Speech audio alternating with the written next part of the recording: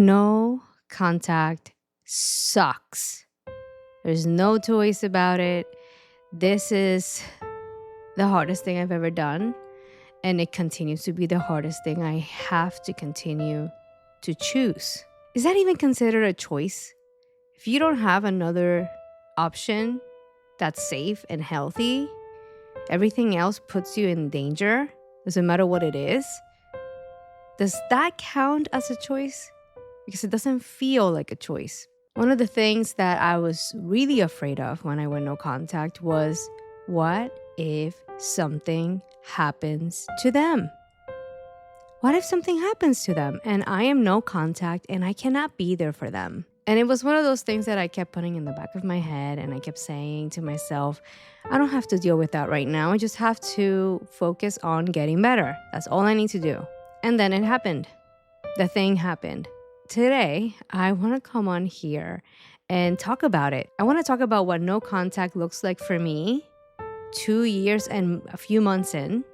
I want to talk about the challenges of no contact. I also want to talk about the benefits of no contact, because it feels like hell, but I also feel better. It doesn't make any sense, and yet it's still true. Today's episode will be focused on this no contact journey, and I'll give you an update on what's going on, and we'll take it from there.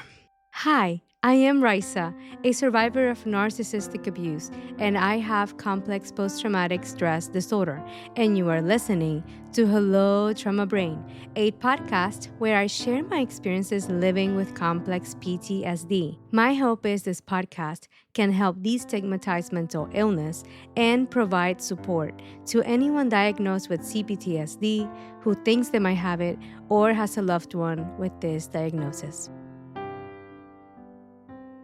Quick reminder, I am not a licensed psychologist or mental health care professional, and this podcast is not meant to replace nor substitute the care of psychologists, other mental or medical health care professionals.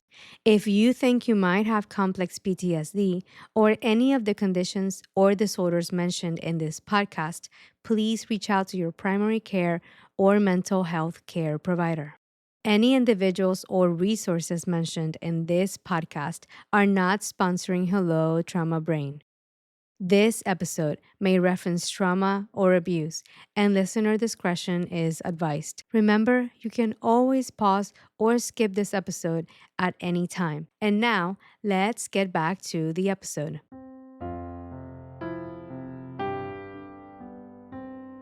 Hello, dear survivors, and welcome to this episode of Hello Trauma Brain. Thank you as always for joining me and being here today. To those of you that are new to the podcast, welcome. I hope you find it helpful. And for those of you that are back, thank you for returning. Thank you for continuing to listen to what I have to say and supporting me and supporting this project. And I also hope you find this helpful. I usually do a check-in, but I feel like my check-in is the actual episode, so I'm just going to jump right in. So a week ago, I received a message, and even the message, the way it arrived and how it was sent was really weird, to say the least. And it was pretty much one of my greatest fears becoming true. Not the worst one. The worst one would be if I were to find out that the abusers have passed away. I think that's like the top of bad news that I could get. And then right below that, I would say that something really serious happening to them would be like the next thing. And that's what happened. So one of my abusers is going through a really, really hard phase in their life. And it's one of those things where usually people rally up and whatever's up in the air just gets put on pause and everybody just comes together to support. And I was very conflicted, extremely conflicted. It felt so painful to hear the news. I won't say who this person is. I'm still sticking to that. Part of it is, in my life, usually things are about the other people. And rarely my experience is acknowledged or taken into consideration or taken seriously. And part of my healing journey is making things about me, like practicing being selfish, which feels really weird. Practice being egocentric, which it also feels really weird. I don't like to be making things about me. I don't like the spotlight on me. And this is something that affects all my relationships. I'm always asking other people questions and curiosity about other people's experiences. And if I get to ask a question, I'm brief to answer and I put it right back on them. It's just the way I've been doing things. This is the way I was wired to behave. And part of this podcast is exercising, making things about me and honoring that I am also impacted by the things that are happening. So I'm going to practice that here today, and I won't make it about them. I won't say who they are, and I will not say what is happening to them. What I will say is that it broke me. I was so upset. When I found out, I just collapsed on my living room floor and I started bawling. And this is someone who's been extremely abusive. They've abused me, they've abused people that I love. To give you some reference, I'm not sure if I'm going to leave this on the episode, but I'm going to say it and we'll see if it if it makes the final cut. This person gave me my first black eye when I was around 1 year old. And I would grow up listening to the story about this as a triumphant moment of why I was so well behaved later on. And when I would hear this story, I would hear that the person that gave me the black eye really got freaked out when they saw what happened as a result of them hitting me. And they never laid a hand on me ever again. And it was like this moment of, they felt so bad, so bad. They never did it again. And quite frankly, it worked. You never did the thing that you were doing again, which apparently was like slap another person in the face. And I was so well behaved afterwards. So that's what we're dealing with here. So I found out this person is going through this horrible thing. I still sobbed. I sobbed. Because at the end of the day, and this is the thing, this is the confusing thing about this. They've abused me in ways that are unspeakable and criminal. I've seen these people abuse other people in ways that are criminal and unspeakable. And quite frankly, how in the hell I lived through that and did not die or get permanently injured is beyond me. Honestly, to this day, I don't understand. I don't understand how in the fuck I did it. Actually, I kind of do. I became a world-class award-winning fawner. That's how I did it. I would punish myself so much and so hard that they were like, what else are we going to do to her? She's punishing herself anyway, so let her be. And I was just, whatever they needed me to be, I was that. You want a 4.0 GPA kid? Okay, I'll give you that and I'll get awards and I will not get anything below an A+. You want a kid that sings? I'll fucking make it happen. Tell me how you want me to sing. I'll do it. Let's go. You want to hang out with a child that doesn't say a peep and never complains and just sits there and acts like a little mini adult, an old soul? Okay, let's do it. I've been in no contact with these people for 2+ years, 2 years and a few months. And here's the thing that also kind of got me in terms of the timing. I literally had a call with a friend of mine earlier that day. And the call went along the lines of me telling her, I'm feeling better. And I even went on the podcast and said, I'm feeling better. And I am feeling better. I am like starting to now, after 2+ years, I'm starting to believe a little bit. It's not even like I am like 100% there. I'm starting to believe that I am actually a good person.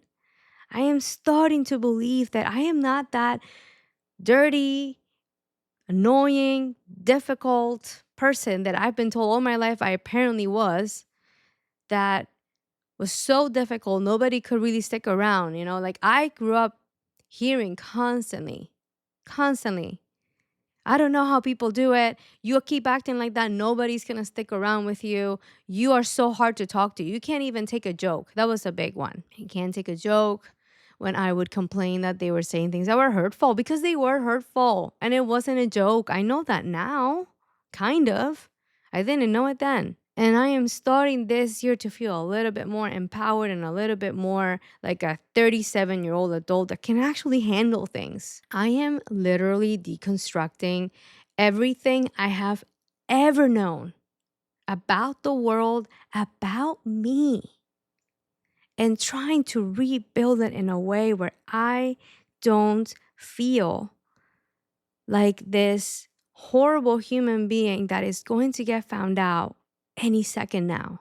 And I told my friend I'm feeling better. And I was feeling better. Interestingly so, also that night, the night before, and this is something I started to do, so I want to say maybe like a month or so after the no contact, I started keeping track of the nightmares I was having. Because the moment I went no contact, the nightmares were so intense. And I want to say even preceding the no contact, because I was at that point low contact and that was stressful enough. But when I went no contact, the nightmares got real and vivid and violent and so disturbing. Have you ever had that nightmare that is so disturbing it just stays with you? It's almost like a bad flavor in your mouth you can't get off. So I started keeping track of the nightmares. And one thing I've noticed during this time that I've been no contact is the nightmares started to fade away and they were less frequent and less violent. And from time to time during like I don't know, birthdays coming up or stuff like that, I would notice the ramp up on the nightmares. And the night before, I actually had a dream with the person that reached out to me. And this is the first time I think I have ever had a dream with this person in it. So that was already like, I'm not gonna lie, that was a little bit of like, is this a coincidence or is this like some sort of warning sign that the universe was sending through my subconscious? I don't know. I have been told before that I kind of have like a sixth sense for things that are not explicable or things that are not noticed by other people. And quite frankly, I don't know if this is part of that realm or whatnot. But what I do know is this: I got the fucking thing and I collapsed and I sobbed for this person so hard. I honestly felt like my whole world was just falling apart right in front of me. And at first, the emotional flashback I went into was about the fear and not even fear, the terror. The terror of what does this mean? Does that mean that the no contact is over? And do I need to go back now? And fuck, how am I going to go back now? I freaked out. My inner kiddo was flipping out. She wanted to call, she wanted to book a flight, she wanted to run over there. She felt responsible. She felt responsible.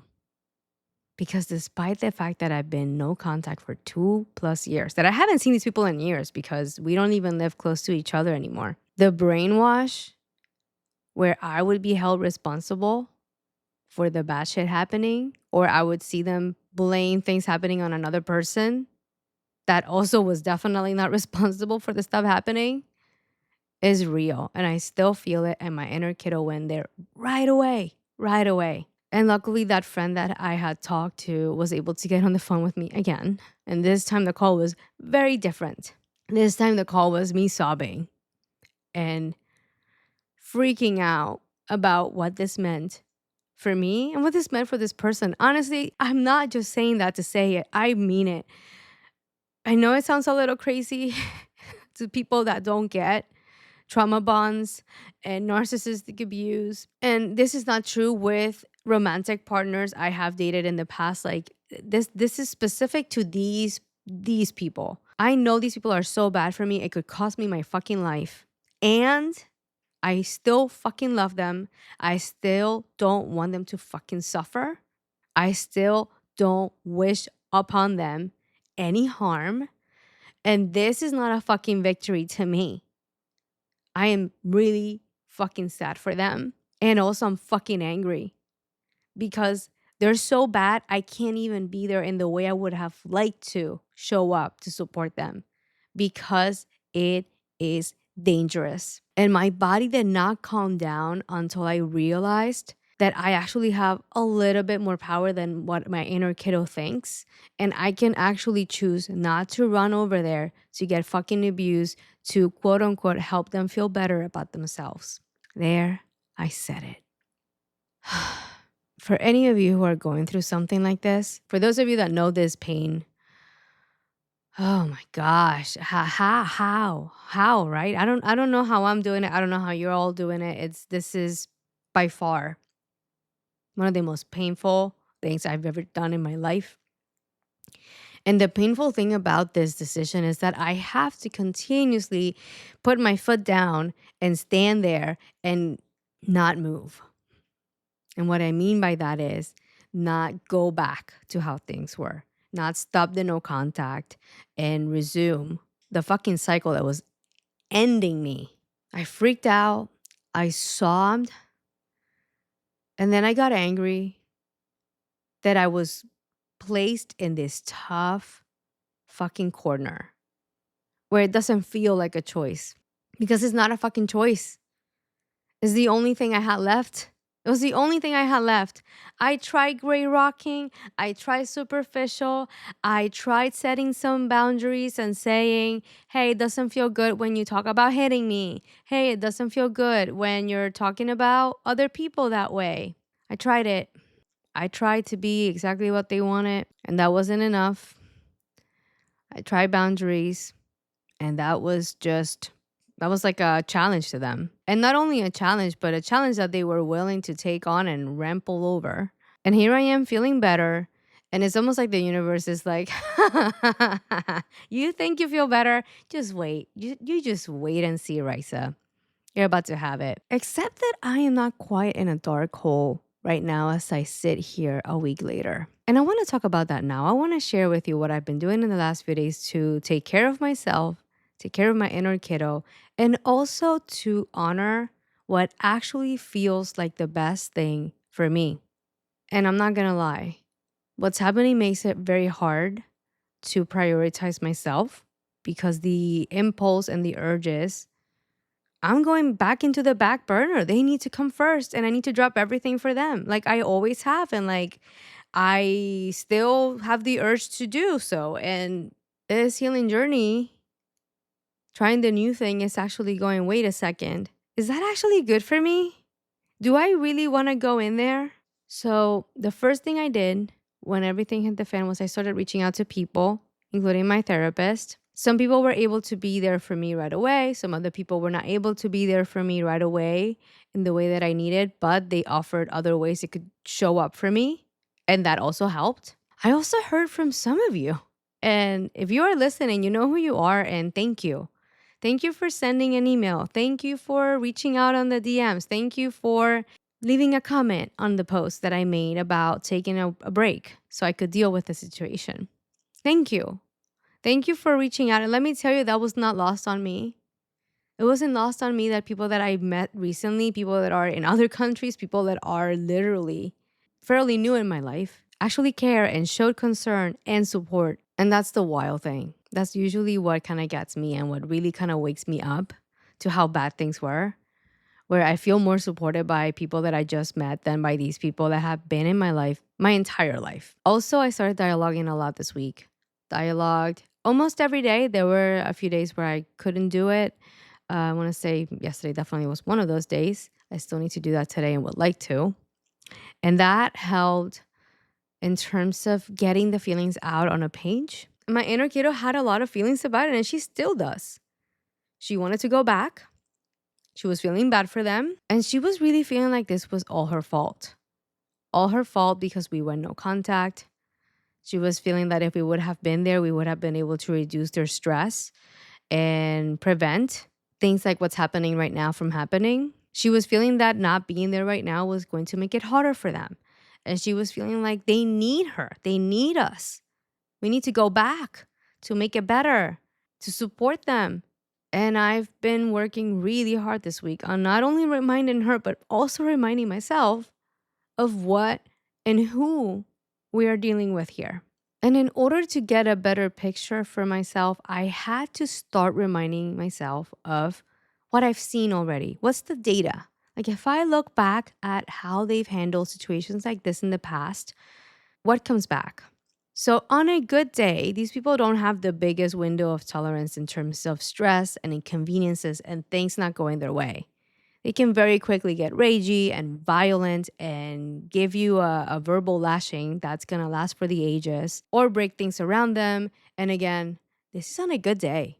On a bad day, the window of tolerance is like almost none. I've seen them put it together if there's like visitors and people that they respect in the room. And if they're going through something really hard, the moment the people leave, you better get the fuck out of there.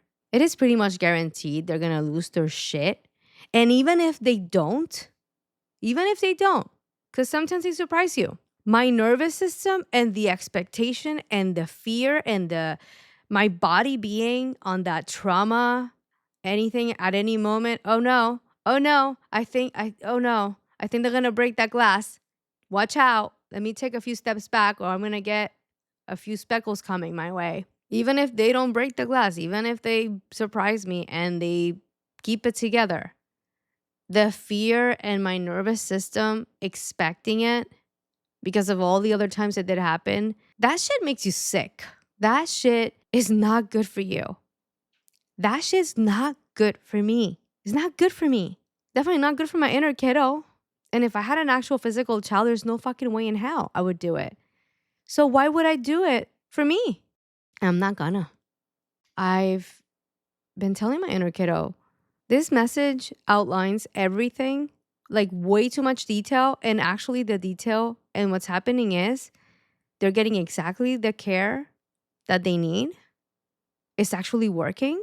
Everything is optimistic. They got resources. They got people backing them up. And quite frankly, last time I checked, I got no magical powers. I cannot make what's happening to them disappear. I am still wishing them well from over here. And I am seriously sending them all the good vibes. And I hope that this passes and that they feel better.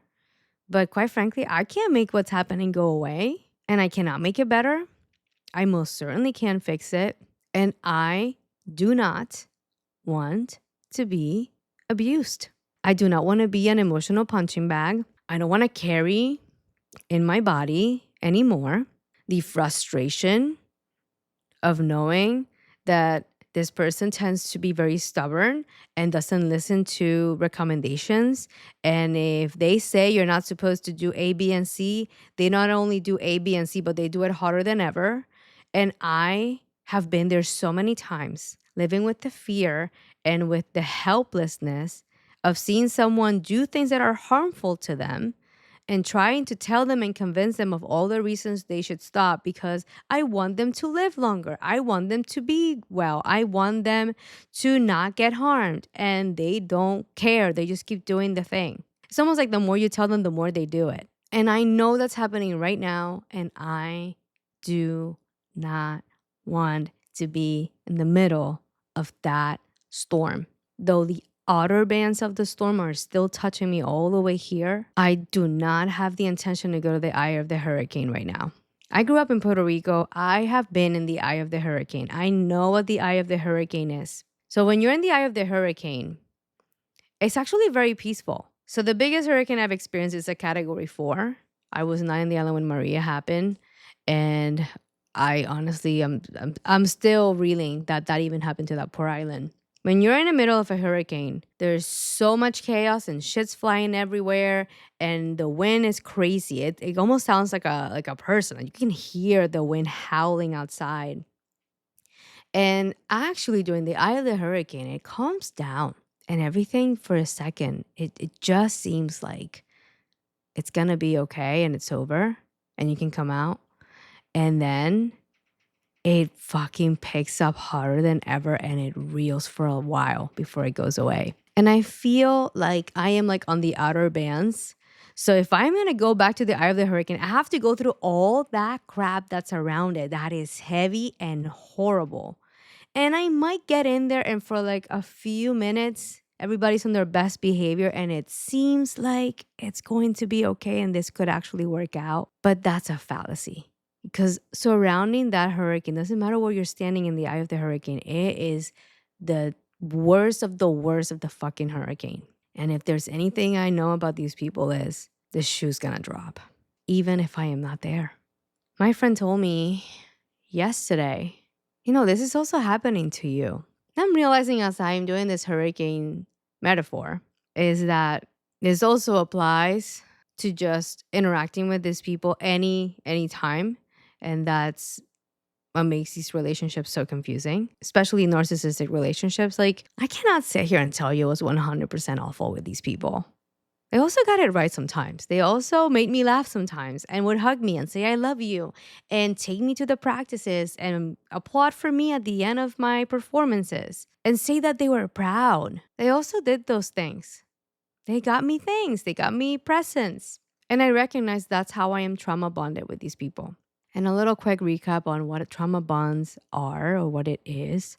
The common misconception is two traumatized people who are bonding over their traumas. Not quite what this is. Granted, a trauma bond can happen between two traumatized people. And honestly, if you're having a trauma bond that's been going for a while, likelihood is that the two people are traumatized. And if one of them wasn't traumatized by the end of the trauma bond, they're going to be.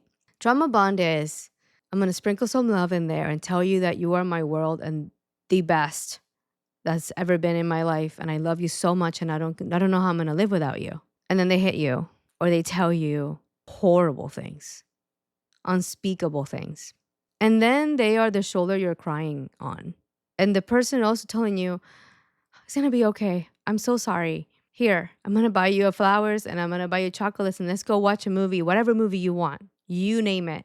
What do you need? What do you want? And they make it happen, and you feel better. You feel soothed by the person that just abused you a few minutes ago. But now they're not. And you think to yourself, but I like this part of them. This feels good. Maybe they'll be like this all the time. And I just won't do that thing again. And they won't get upset because I won't do that thing again. But then the next day, something else sets them off. And they abuse you again. And this time you're really upset. And you really give them the cold shoulder for a while. But then you're crying on their shoulder again. And the chocolates get a little bit nicer. And now you're going to see two movies together. And you think to yourself, oh, that feels nice. I like this. They love me. They care. They said they're sorry. That must mean something. And then it happens again. No movie comes. They don't even say they're sorry. They say you're the one that caused them to do it. You made me do it. It is love mixed with abuse. And that's like the simplified version of it. And I am trauma bonded with these people. I know I am. Going no contact doesn't erase the trauma bond. Going no contact just allows me to set myself free. And quite frankly, I was thinking about this. I want to say it was this week. For a while, I've been saying I left, but that's not what I did. I didn't leave. I escaped. I escaped. I had to do it in a very careful way. Very carefully. And with the promise that I would go back. And I escaped. I still do not know how I managed to get away with my life. What I do know is that I do not ever, ever want to feel like that again. No contact has been so fucking hard. Not gonna sugarcoat it. It doesn't feel good. It doesn't feel good. It's painful. I feel shame. I still feel guilty. And also, my mental health is better. My self-esteem is better. Not cured. I still don't think I'm the biggest thing that ever came since sliced bread. And I don't think I'll ever feel that way about myself. Honestly, I don't want to feel that way about myself. I feel like that'll be swinging too much to the other side. But I just want to feel like I'm a good person. It would be nice to believe that I am a good person. I still don't believe that fully. I just want to live my days in peace, feeling like I am honoring my values and making a contribution and helping people, living in an honorable way. I want to be able to say my life is good. I want to feel safe in my home. I want to feel safe where I leave my apartment. I don't want to be scared of checking my phone or my emails or my texts or WhatsApp. I would like to not go on an emotional flashback when my iPhone reminds me of a photo from 5 years ago or 10 years ago. I would like to go through my actual photos and videos. I am so scared to still do it. Like, even though I have enough of a time frame where they're not there anymore, if I scroll back enough, they're there. They're still there. I would like to not be afraid of reminders of them I would like to not feel that pressure on my chest and that crushing and overwhelming weight of feeling like I am at fault for anything that goes wrong. I want to be able to choose the people that I surround myself with. I want to be able to feel like I am still a good person if I don't like somebody. I am still a good person if I choose not to talk to someone who abuses me or who abuses people that I love. Because that one took a while for me to like settle into, and I still struggle. A lot of times it wasn't me getting abused overtly, it was other people around me. And I just told myself, well, it wasn't me, so it doesn't count. And a lot of my therapy has been about realizing that witnessing abuse and seeing someone get hurt in front of you can also give you PTSD. And if it happens enough, it turns into complex PTSD. And as someone who was abused and who saw abuse, I can tell you this. Sometimes not being the one abused felt worse. It really did. Sometimes seeing the other person get hurt, honestly, left more of a mark in me. Because I was not only getting traumatized, but I was also carrying the guilt, that survivor's guilt they talk about, where I would feel bad that it wasn't me, where I would feel like I didn't have a right to be upset about it, or I didn't have a right to feel traumatized about it because it wasn't me. I didn't have the bruises. They did. Even now, I'm finding it really hard to say these things here because I tend to not give a lot of details. I sometimes get scared of triggering other people with my story and with the details. And I feel like part of it also includes not wanting to speak up because I also struggle with wanting to protect them. I know they did the thing. I understand they did it over and over again. I know that people begged them not to do those things and they still did. And they were very aware that it was wrong and they did not give two shits about it. They still did it.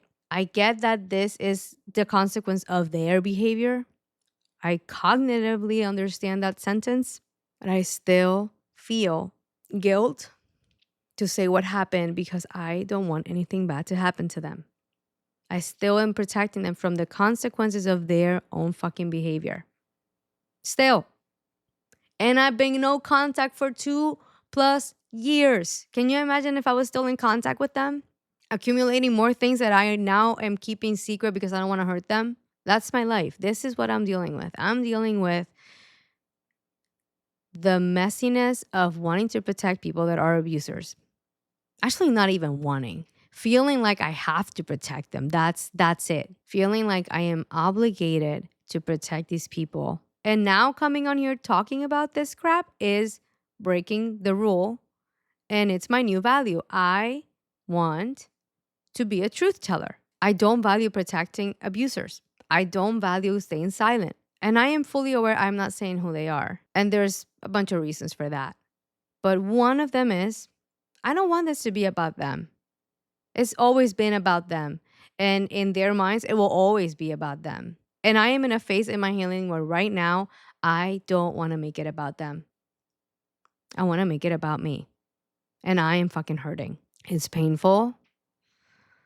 I also feel stronger now and I feel more grounded and more confident about continuing to do what I need to do to stay safe. And people don't have to like it. They don't have to sign off on it.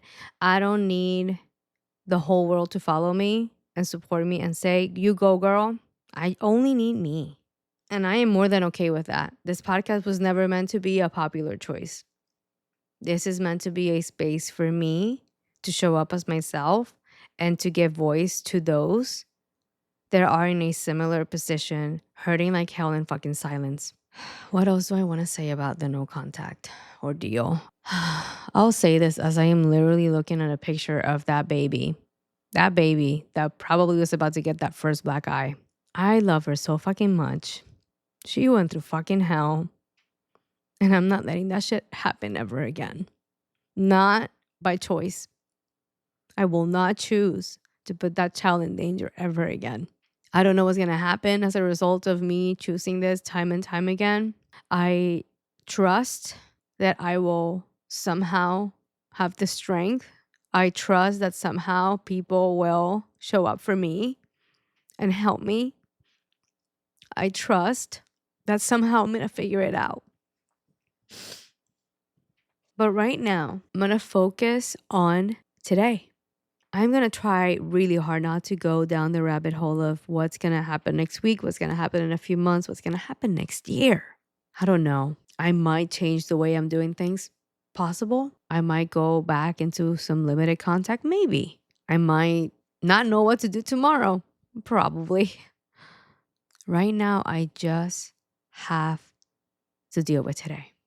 And this is part of my day. I'm recording the episode and I'm going to work on it.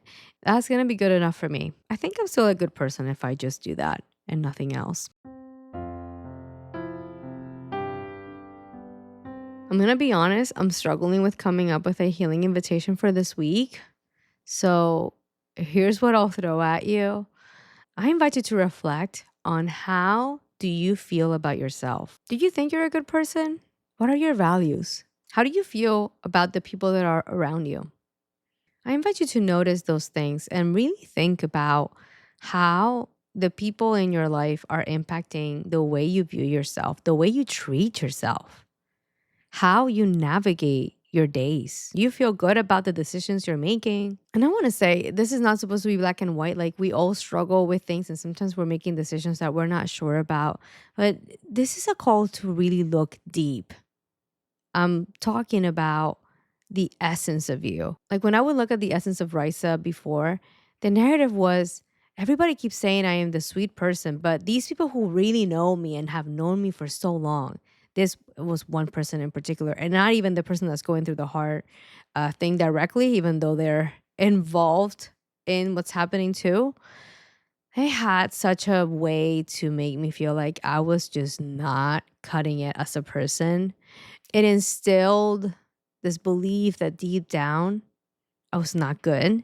And the rest of the world who was thinking I was a sweet girl was going to see through it very soon.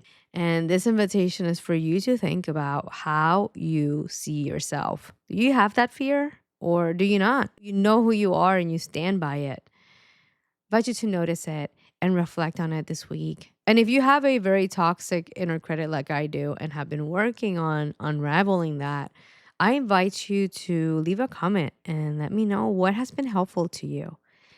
And for those of you that are starting on your journey and you haven't gotten a place where you have found something that works, I invite you to check out the comments and see if something there can spark for you to find something that would be helpful to you. Please let me know in the comments how this healing invitation goes if you choose to accept it.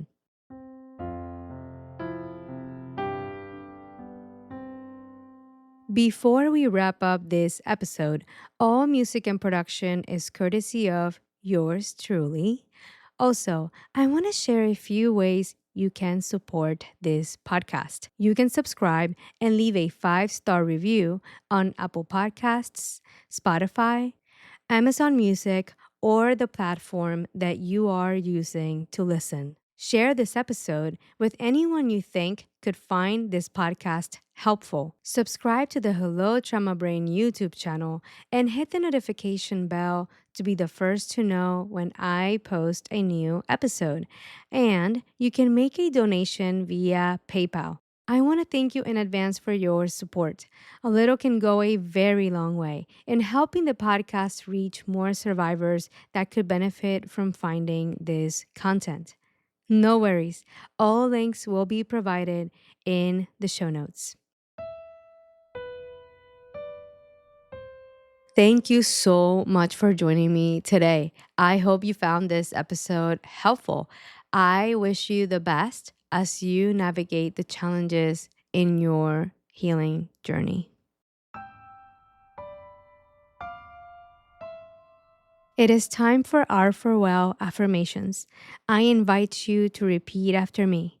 I welcome the belief that I am enough.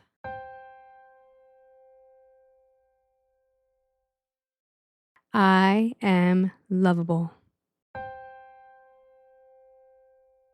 And I deserve to heal.